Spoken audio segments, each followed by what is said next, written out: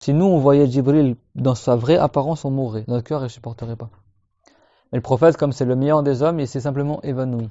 Il a vu à un endroit proche de la Mecque qui s'appelait Adjiyad. Et s'est évanoui. Et après, Dieu lui a accordé de le voir une deuxième fois, lors de l'Isra al-Mi'raj, près de Silat al-Muntaha, au 6e ciel. Et là, Dieu l'avait fait que le cœur du prophète soit renforcé, donc il s'est pas évanoui. Et donc Jibril s'est rapproché tout près du prophète alayhi salam. ثم دنا فتدلى فكان قاب قوسين أو أدنى, comme c'est rapporté dans le Coran. C'est-à-dire, puis il s'est rapproché au point d'être à une distance de 2 coudées ou moins du prophète. Et là, ce qu'il visait, c'est Jibril, c'est pas Allah, comme certains disent. Dieu, c'est pas un corps. On dit pas Dieu il se rapproche physiquement de Mohammed. Certains, ils ont interprété que le prophète, il est arrivé à un endroit où il était dans l'agrément de Allah. C'est-à-dire qu'ils ont expliqué l'ayah que c'est l'agrément de Dieu qui était proche du prophète. Le prophète agréé par Allah.